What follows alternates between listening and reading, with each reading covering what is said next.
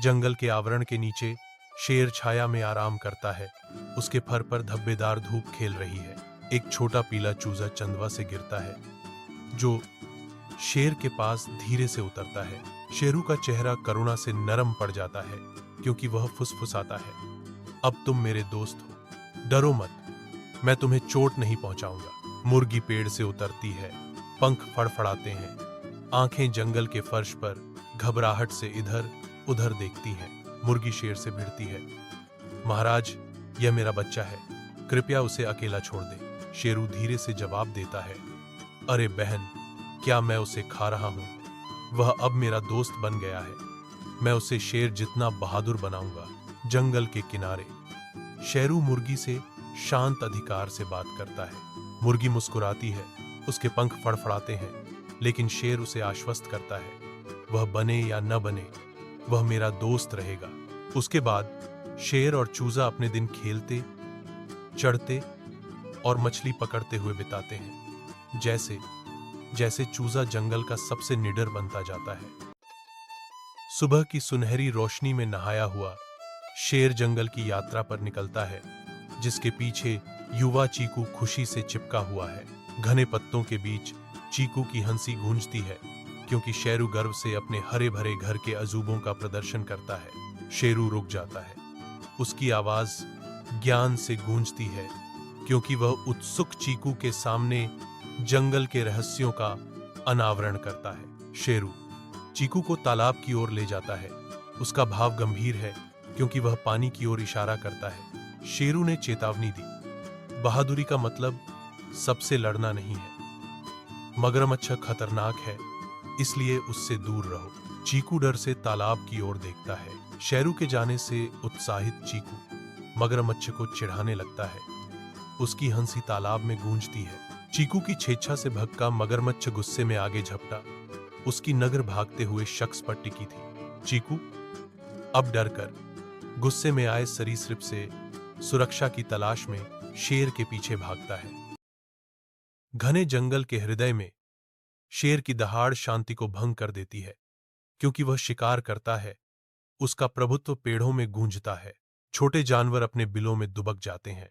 डर उनके दिलों को पकड़ लेता है, क्योंकि शेर की निराशा भरी दहाड़ें उनकी दुनिया को हिला देती हैं। एक बूढ़ा कछुआ धीरे धीरे शेर के पास आता है। राजा के क्रोध के प्रदर्शन से बेपरवाह एक मौन चुनौती दे रहा है। जंगल के हृदय में धूप घने चंदवा से होकर गुजरती है, जो शेर के आवाज को रोशन करती है। जैसे एक बूढ़ा कछुआ आता है, उसका चेहरा गहरी चिंता से भरा हुआ है। कछुआ तुरंत बोलता है, महाराज, अगर आप इसी तरह सब कुछ खाते रहे तो जंगल में कोई नहीं बचेगा, तब आप भी भूख से मर जाएंगे। शेरू कछुए की बातों से शुरू में क्रोधित होकर रुक जाता है। उसके ऊपर एक उभरती हुई अनुभूति छा जाती है, क्योंकि चेतावनी की सच्चाई उसके अंदर उतर जाती है। शेरू प्रभावशाली आकृति खड़ा है, क्योंकि सभी जंगल के जानवर इकट्ठा होते हैं। उनकी आंखों में प्रत्याशा और सम्मान का मिश्रण झलकता है। शेरू की आवाज जंगल में गूंजती है और वह घोषणा करता है, अब से मैं सप्ताह में केवल एक बार शिकार करूंगा। तुम सब बाकी दिनों में शांति से रह सकते हो। जंगल के निवासी अब शेर को अपना दोस्त मानते हैं।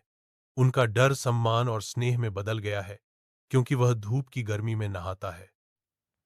जंगल जीवन से भरपूर है, हरे रंग की एक जीवंत टेपेस्ट्री, जहां जीव शांत सद्भाव में खेलते हैं। इस शांत पृष्ठभूमि के बीच एक छोटा खरगोश खुशी से एक गाजर को कुतरता है, जो शुद्ध आनंद की तस्वीर है।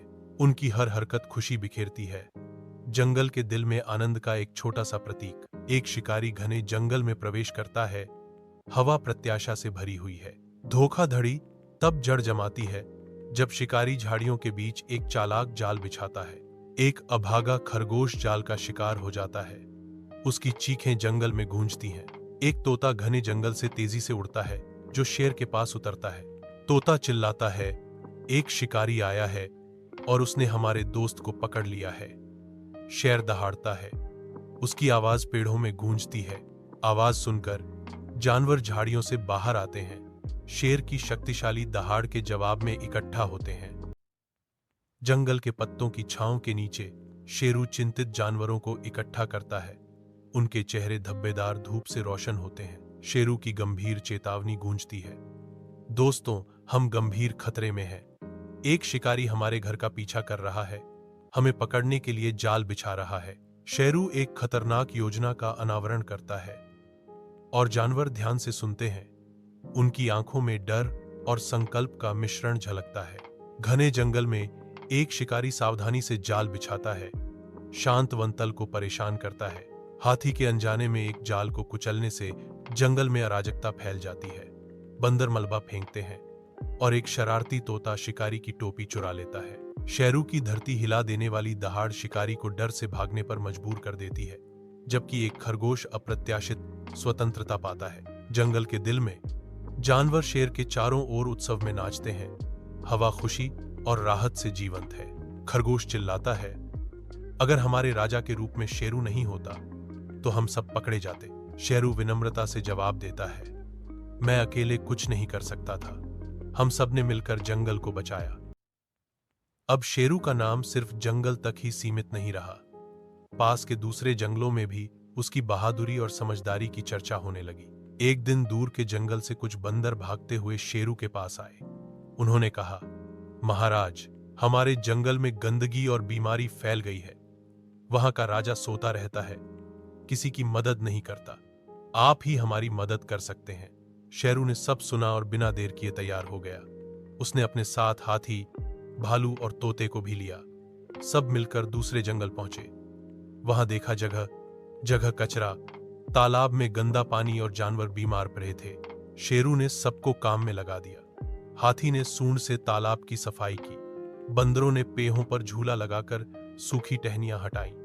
तोते ने सब जगह जाकर जानवरों को इकट्ठा किया। शेरू खुद खरगोशों और कछुओं के साथ झाइयां सार करता रहा। धीरे धीरे जंगल फिर से हरा भरा दिखने लगा। बीमार जानवरों को जी बूटियां दी गईं। सबकी मेहनत से जंगल नया सा लगने लगा।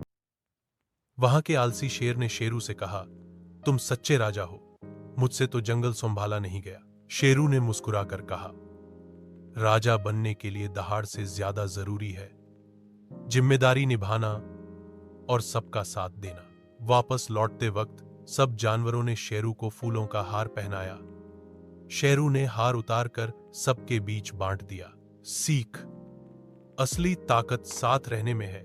जब सब मिलते हैं तो बहा से बहा काम भी आसान हो जाता है।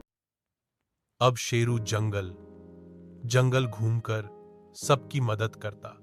धीरे धीरे पास के गांवों में भी उसकी चर्चा होने लगी। एक दिन गांव के कुछ बच्चे जंगल में लखियां बीनने आए। वो रास्ता भूल गए और जंगल के अंदर भटक गए।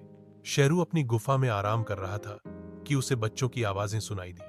वो फौरन उठा और आवाज की तरफ भागा। वहां उसने देखा 4 छोटे बच्चे पेड़ के नीचे बैठे रो रहे थे। शेरू ने प्यार से गरजते हुए पूछा, क्यों बच्चों, डरे क्यों बैठे हो?